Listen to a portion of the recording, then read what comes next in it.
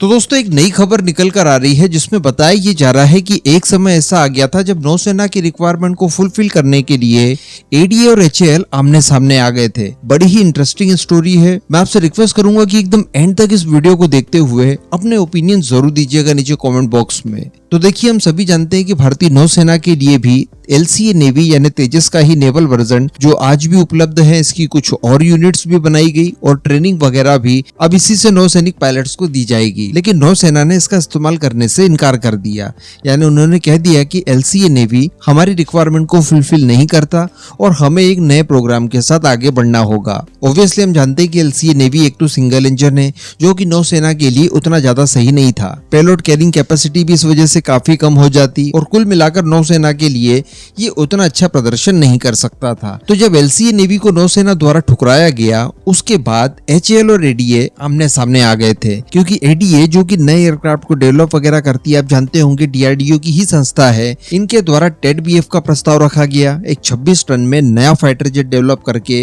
नौसेना की रिक्वायरमेंट को फुलफिल करना था, जिसको लेकर अब बताया जाता है कि वो 4.5 प्लस कैटेगरी से भी ऊपर जाकर -5 जनरेशन कैटेगरी में आने जा रहा है, क्योंकि ऑलमोस्ट स्टेल्थ ही होगा। वो केवल इंटरनल वेपन भी अगर उसके अंदर इंटीग्रेट कर दिया जाए तो पूरी तरह से वो एक स्टेल्थ फाइटर जेट की तरह होगा। लेकिन हम लोग ये बात भी जानते हैं कि इसको आने में कुछ और समय लग सकता है। वैसे 2019 में इस परियोजना को नौसेना के सामने रखा गया, उसके बाद इसके ऊपर काम करना शुरू किया गया और अभी इसकी फर्स्ट फ्लाइट होने में लगभग 3 सालों का और समय लग सकता है। उसके बाद ये प्रोडक्शन में आएगा। तो कहने का मतलब इनिशियली जो भारतीय नौसेना की रिक्वायरमेंट है उसे फुलफिल करने के लिए देखिए हमें रफाल एम खरीदने पड़ रहे हैं। तो इन सब चीजों से बचने के लिए एचएएल द्वारा एक प्रस्ताव दिया गया। एचएएल ने कहा कि देखिए, हम नौसेना की रिक्वायरमेंट को बहुत ही जल्दी फुलफिल कर सकते हैं।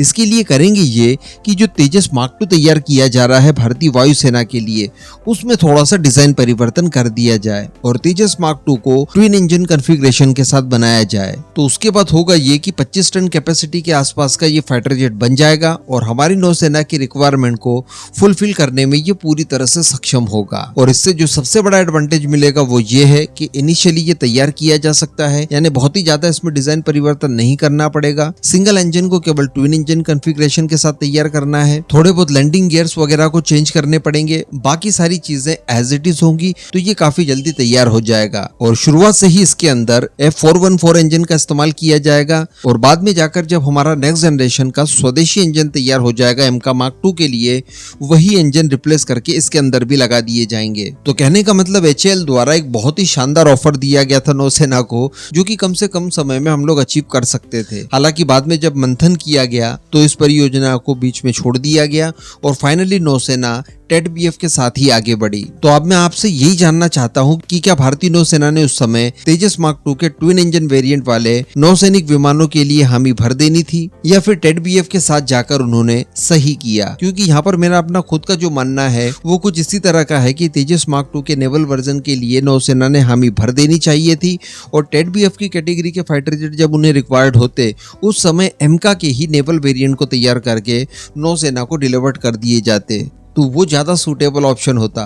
नौसेना के पास टेड-बीएफ या फिर उससे भी बेहतर एक स्टेल्थ एयरक्राफ्ट भी होता एमका नेवी के तौर पर, और टेड-बीएफ की जगह तेजस मार्क 2 का प्रस्ताव अगर भारतीय नौसेना मान लेती तो काफी सस्ते में और काफी जल्दी उनकी इनिशियली रिक्वायरमेंट फुलफिल भी हो जाती।